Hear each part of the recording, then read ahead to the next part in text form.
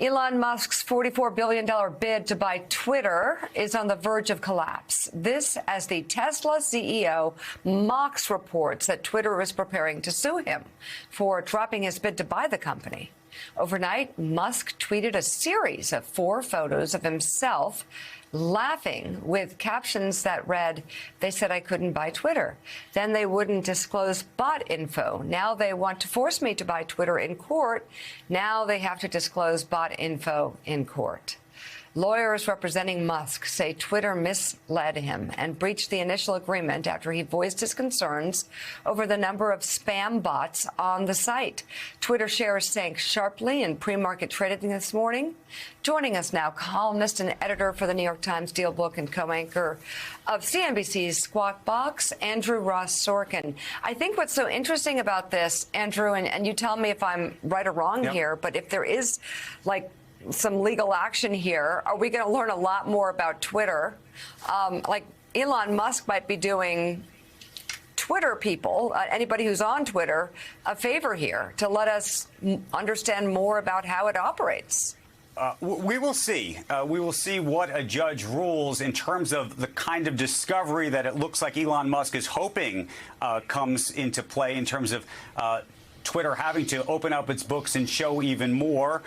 There could be a fraud case. And by the way, if Elon Musk is right, it would be a fraud case, not just about what's happening now at Twitter, but probably dating back 5 to even 10 years. Having said that, it's very possible that a judge looks at this letter effectively from Elon Musk. They have not presented any evidence thus far of fraud, of misleading the public about these numbers. Interestingly, in the SEC filings that Twitter has presented, it says it's a 5% estimates about bots and says estimates effectively can be wrong and have latitude. So unclear what a judge is going to rule in that piece of it. This will go to a Delaware court. A Delaware court is a place where a lot of corporations are based. Typically, this court likes to move fast and also likes contracts to be enforced. They have never enforced, however, a contract this large, $44 billion. And there's a credibility issue here, which is to say, typically, if a court were to force Elon Musk to buy the company, what happens if Elon Musk says, well, I'm just still not going to go do that, whether he goes to court and then in New York and says, well, I don't have financing. So there's a lot of credibility issues here. Sometimes the court in Delaware has said you have to do something, but oftentimes they say, well, if you really don't want to buy it, we'll just give you damages.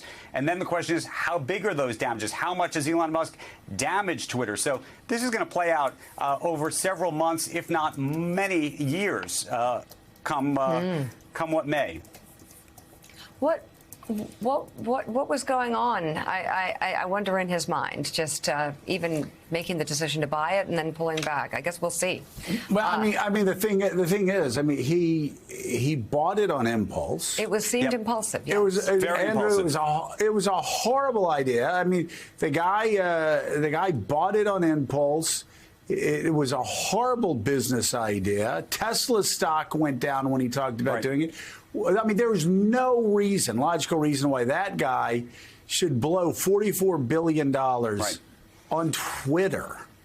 But here's the thing, Joe, you're totally right. Look, the company was worth $44 billion at the time, or if you think it was worth that at all. I mean, it was a big premium he was paying. Today, people think it's worth probably half that, given the way the market's already moved. And so, what is and how much of this is buyer's remorse? By the way, buyer's remorse is not a reason that judges typically go along with. So, again, that's going to come into play here, too.